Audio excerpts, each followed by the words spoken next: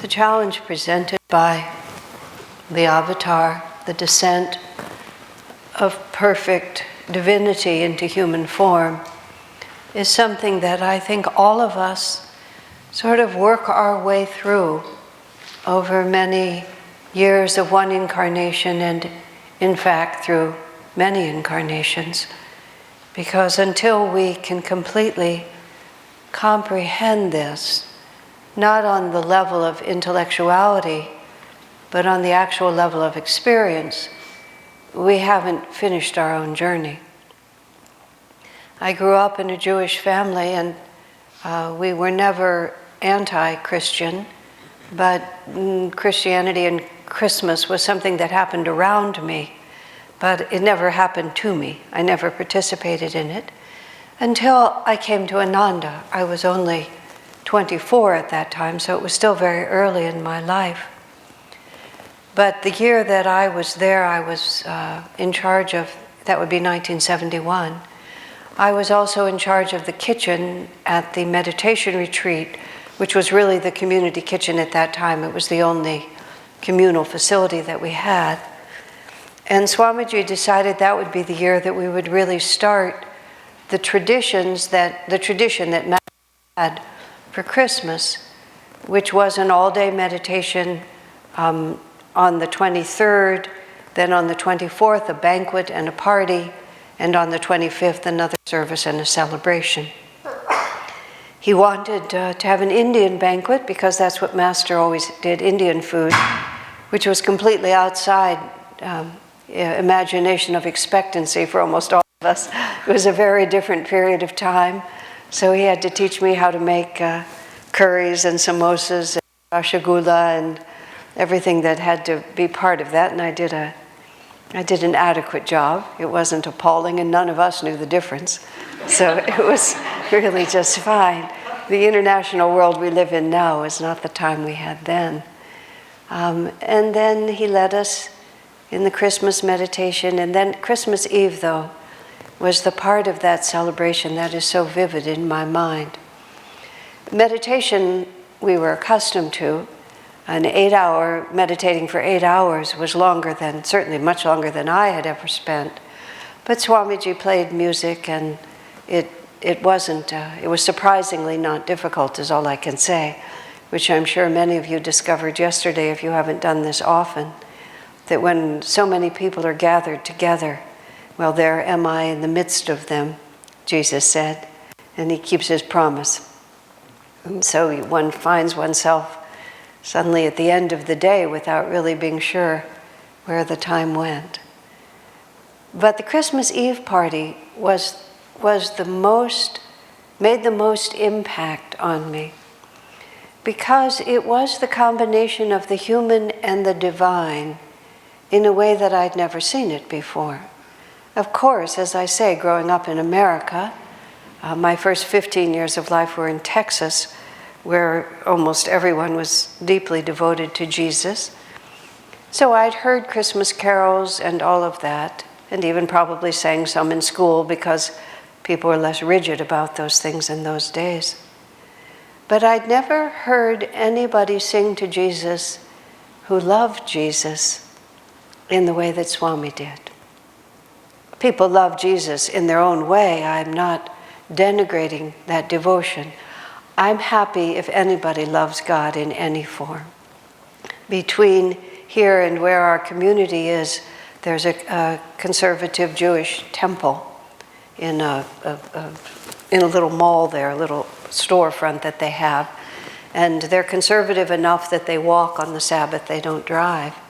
So if you go around on Saturday mornings, and sometimes when I would ride my bicycle over here to a Saturday morning class, I would see the Jewish families walking. And it looks very different, not merely because sometimes you can see the prayer shawls, but they're not carrying anything because that's, as a rule, not allowed. And you often see family groups together, fathers and sons.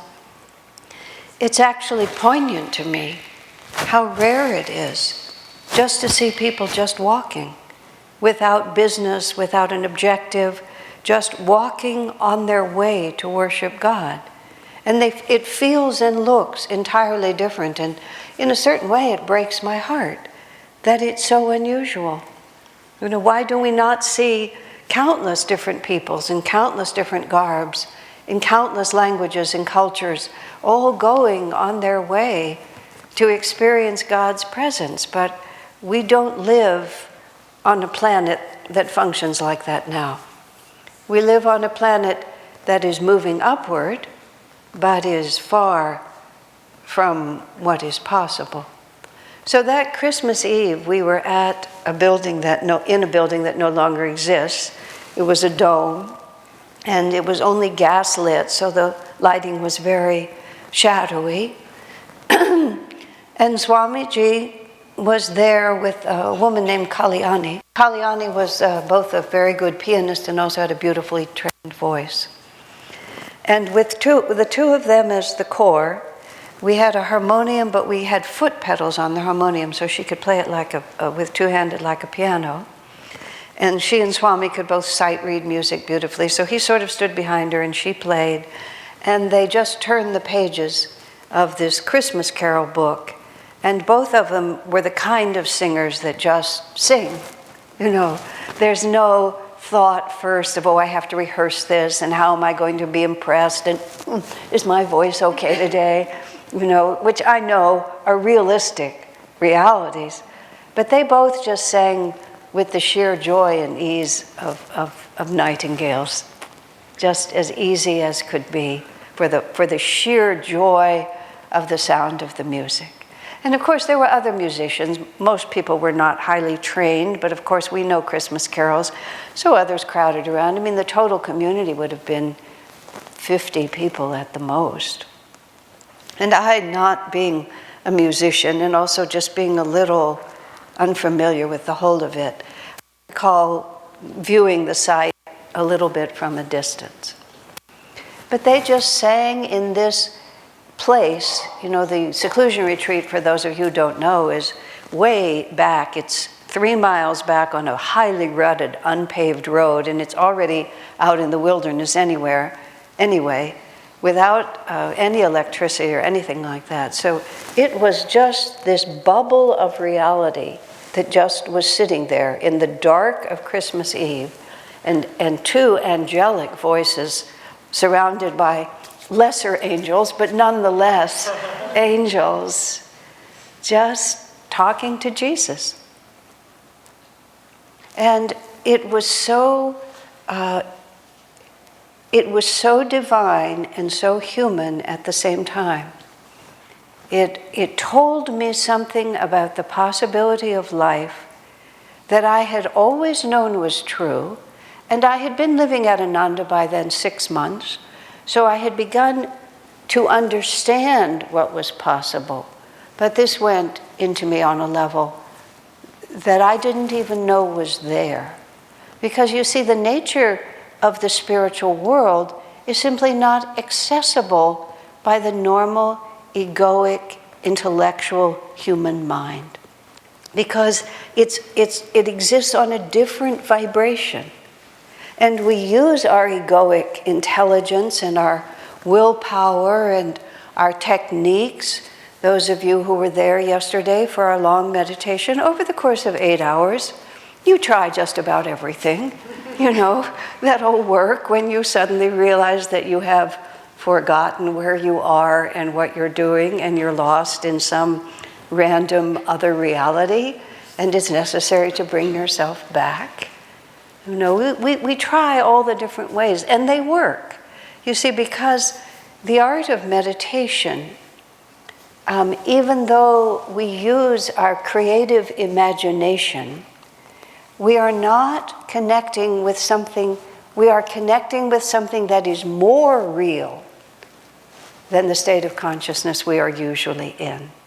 Sometimes people do something that they call meditation, but when they proudly call it non-deistic meditation, which means I meditate but I don't have to think about God, I can still just be a more powerful iteration of my egoic self. But when we're meditating with divine realization as the goal, we're using all of this normal humanness, to align ourselves with a reality that is waiting for us to align to it, to attune to it. So what happens is we discipline the tendency to grab hold of this external world. And when we discipline it successfully enough, it disappears, or at least it fades a little into the background, and the true reality comes in. And that true reality is timeless. That true reality is blissful. That true reality forgets what we're worried about. In the last 2 years of my father's life, my mother was ill with Parkinson's for 15 years, and Parkinson's is a real challenging experience. Fortunately, my mother took it in just the right way, and just before the end of her life, she said to me, I hate to admit it, but having this disease has been the making of me. Because she rose with a willpower and a triumphant spirit that she had never been forced to put forward before. And in fact, it was true, it was the making of her. But 2 years before my mother passed away, my dad had just had it. It was too much for him. So he took a little mental holiday and just sort of wandered off. And he couldn't quite remember what was supposed to be going on. But that's exactly what happened. He couldn't quite remember. He was a Virgo. He was a very good man, but he was a very, very Virgo. So he was always able to find something to worry about. No matter what, he could always find something to worry about. But he forgot what he was worried about. And thank you, God, he became so sweet. He just became so sweet. Because he was really a sweet man, but he always felt obligated to worry about something. And when he couldn't remember what he was supposed to worry about, he just became himself. And even though conversation became a little nonsensical, I could never figure out whether he didn't understand or he just thought he was saying different things. But we'd have conversations in which my side made sense and his didn't always make sense. Random phrases that he'd often used in his life would come out. But his heart, it was like, what difference did it make? All the stuff that we worry about, yeah, we have responsibilities and we have to take care of things. And at that stage of his life, he didn't. But he showed me something. He showed me something. He wasn't a saint, but he showed me what childlike joy can also look like. You see, we're going for something that makes us very different. Now, the difference between someone who's slightly affected by Alzheimer's is not the same as a saint. As Sri Yukteswar said, saintliness is not dumbness. We become just the opposite. We begin to see the origin point from which all of this comes. I remember being 10 years old and some samskar, some past life memory of being a yogi was there. And I remember staring out the picture window of my parents' house, trying to force the world I saw to assume the form that I knew it really had. And I just thought if I stared at it deeply enough, all the illusion of form would just dissolve into light. It didn't. And I was annoyed. But it was the driving force that brought me to Ananda Village on Christmas Eve in 1971, because I knew there was something that was not merely a little better, but was entirely different. And you see, that's why the avatars incarnate, because saints are not people just like us with a slightly better attitude, They are the realization, the fulfillment of everything that we know is true, which is we're just pilgrims here. We go on pilgrimage to holy places because by emphasizing that potential, we have an experience that tells us how we're really supposed to live. Ramakrishna would often talk about it in this way. Sometimes there would be servants in people's homes, we're talking in India now, and the actual home would be in the village. But there would be no work in the village, and they would come and they would be a servant in your home, but they would go back and visit their village. And they would talk, Ramakrishna would talk about how carefully the servant would take care of your house, but he would always know that his true home was the village. And that's how we come to this world. We have very real responsibilities. To raise children, we have to love one another. We have to support ourselves. We have to create sacred places so that others will be uplifted. We have to, some of us, set examples of what it looks like to live in community, to meditate regularly. As Nalini wrote in her wonderful new book, Transitions in Grace, we have to show people what it means to die when you believe in God and when you've been meditating your whole life and you realize it's time just to move on to the next reality. This is what we're here for. But we get caught up in the story, don't we? And even after all these years of meditating, if I stare very hard at the material world, darn it, it just stays there. It's really not real different from when I was 6. I can't just make it go away externally. But inwardly, it's very, very different. And this is why the Masters incarnate. Swami is writing in there, I don't know whether it was what Shanti read or what Ishvari read, about the fact that we don't talk to God as being far away. We don't have to make a lot of noise. Sometimes the aritis in India are incredibly noisy. You go there thinking there's going to be this arati and you think it'll be so sacred, and people are banging things and ringing bells and beating on drums, and it's just sheer cacophony. It becomes so noisy that it becomes silent. There's just too much noise and you can go inside. Well, God is, when Swami asked why do you make so much noise? Well, God is deaf and we have to make a lot of noise so he can hear us. And all of this just emphasizes how far away. In the Western world, we make our churches really enormous.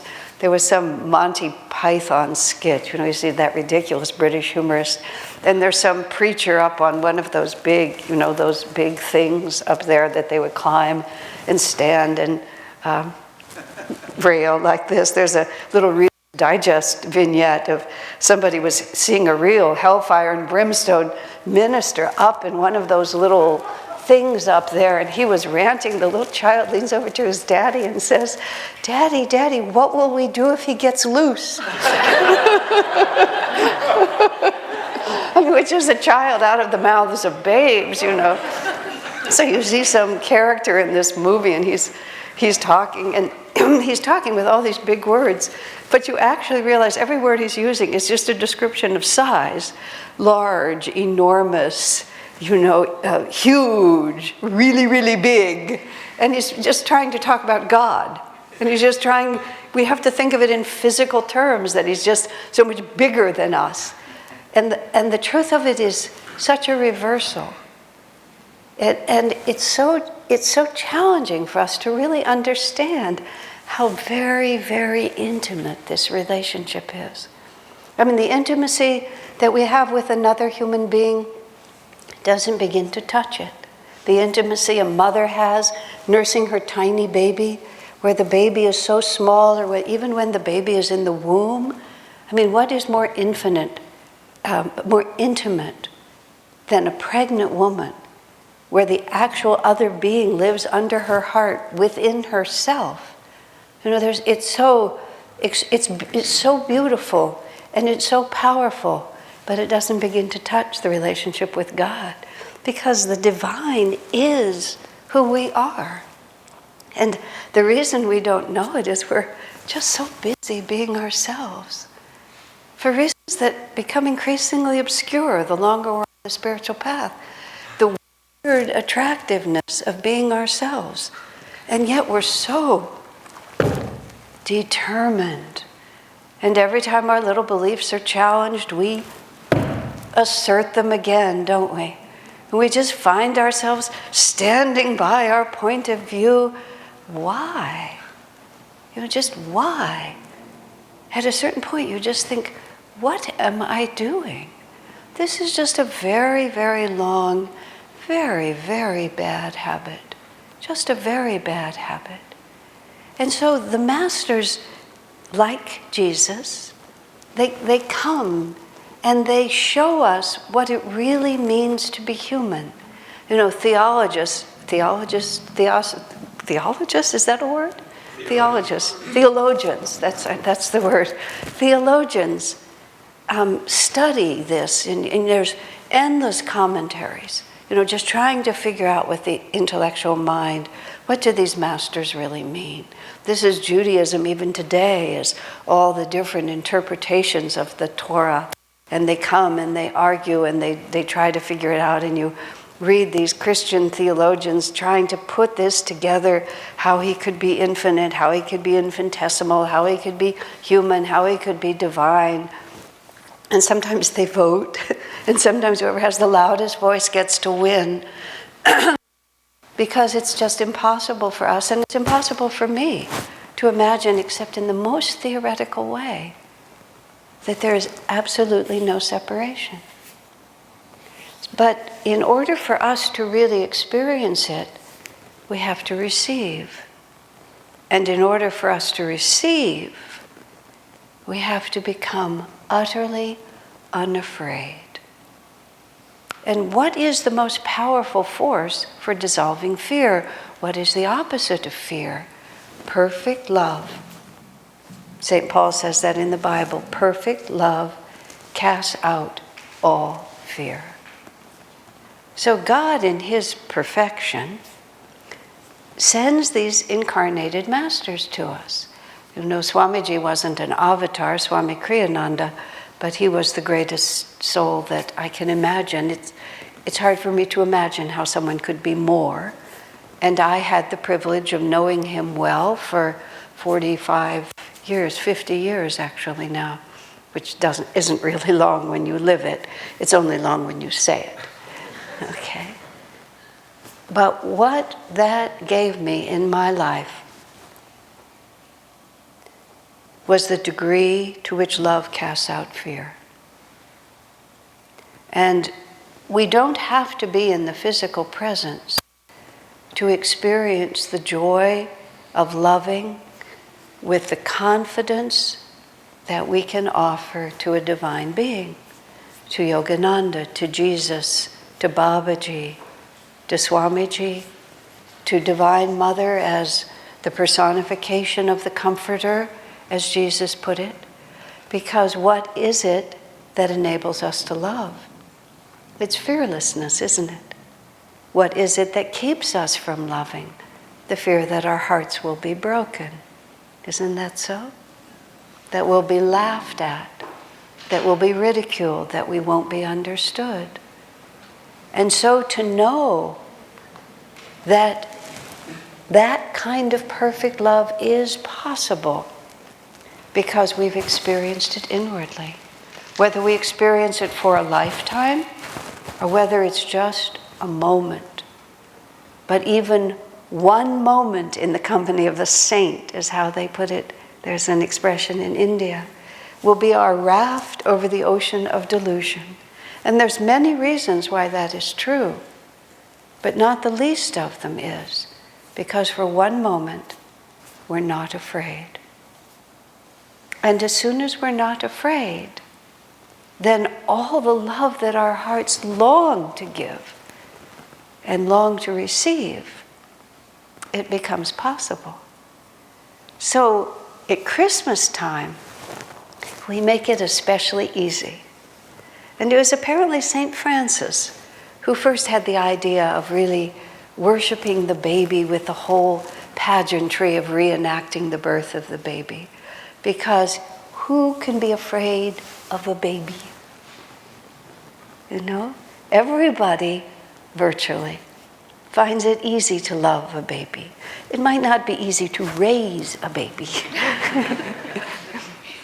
But everyone finds it easy to love a baby.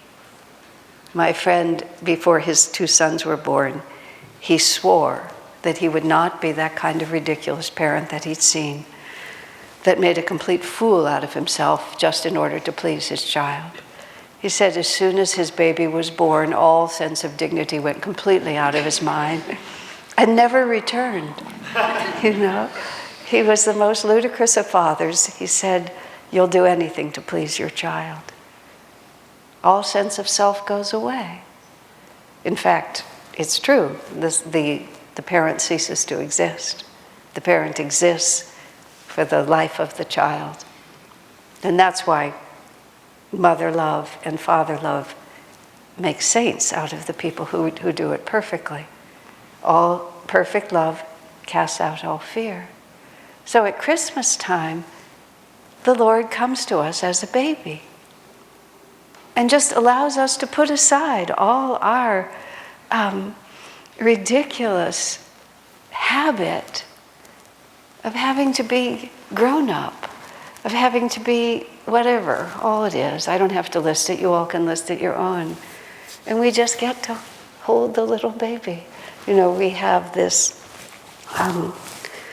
Gesù, Bambino Gesù, he's actually from Rome, the baby we have.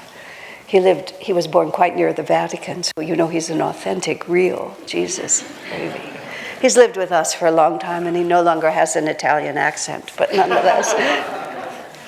But when you hold him, when you see him, and he's a living Murti now because we've been using him for so many years. In India they have the tradition, it's a statue until it's enlivened. And once it's worshipped and enlivened, it becomes the personification. And we have the little creche with all the little figures. And all these things in their artistic whimsy actually speak to us very, very, very deeply, to all who will receive him. And this is the Leela. This is the divine play. The story is laid out in front of us. The buffet of divine understanding is put in front of us. And then we have our little plate and we decide, how much devotion am I going to take? How much freedom am I going to express? How much am I going to put in the trash can? Or am I just going to walk through this holiday and very carefully keep my dignity and keep myself? When I saw Swamiji sing Christmas carols that first Christmas Eve, this is what it's like to worship. This is what it means to worship. And for one of millions of times, he showed me what it is that I wanted to be. That's why I came to be with him. He has what I want, and he will teach me. The masters have what we want, and they will teach us if we allow ourselves to be taught.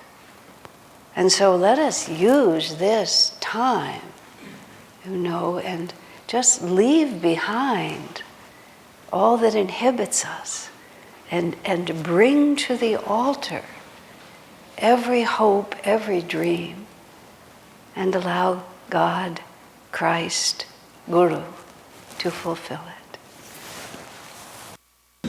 For no blessed Mother thou shalt be, all generations long.